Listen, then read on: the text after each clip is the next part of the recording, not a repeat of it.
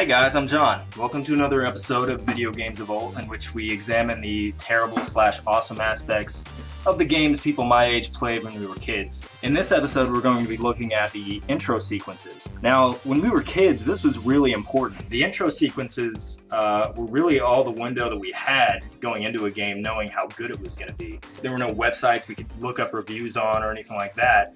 It was most of the games we got were because, you know, it was a birthday present and your mom was shopping in the mall and she sees, you know, Tommy Lasorda's Intentional Walk Baseball and she's like, he's delightful.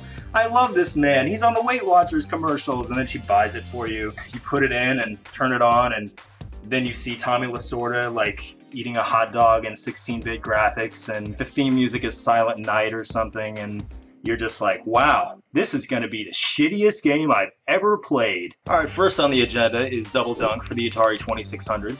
It was released in 1989. For some reason they were still making Atari games, even though Atari had been left in the dust, you know. We had already seen Mario 3, Legend of Zelda, you know, Sonic the Hedgehog was 2 years from coming out. So, I mean, they really needed something to blow us away. This basketball game had better have the most awesome intro sequence ever. So, let's see what you got.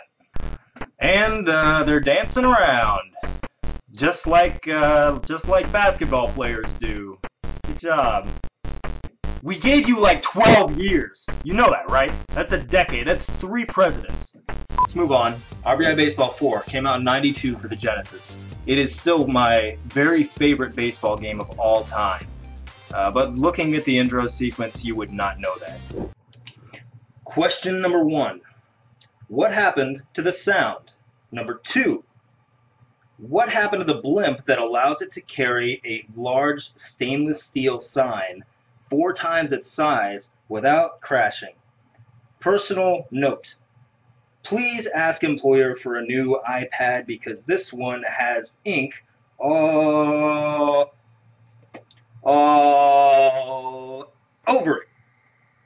Lastly, let's look at WCW versus NWO Revenge for the Nintendo 64. That came out in '98. At the time, Wrestling Championship Wrestling had a feud with New Wrestling Order.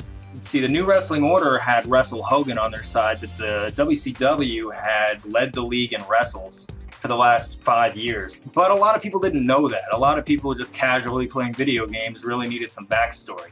And that is where this comes in. Oh man, Atlanta, Georgia, 1998. This is going to be awesome. Thunder in the background, and all of a sudden, Andre Scalaraga and Keith it's a truck. Well, there's a truck going down the road. It's a sports video game. So he's probably bringing a truck full of wrestles to the wrestle station. He's still driving. What an awesome sports game.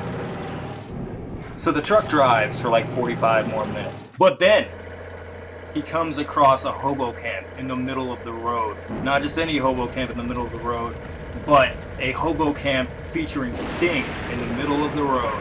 I would be like, what? And let's see what the truck driver says.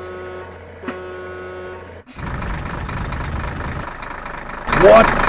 Ha! Hell yeah, my man! He's confused and I'm confused. 2 sides of the same coin, and that's the end of it. That's all of the intro that you get. That's the only backstory. That's the only anything you get.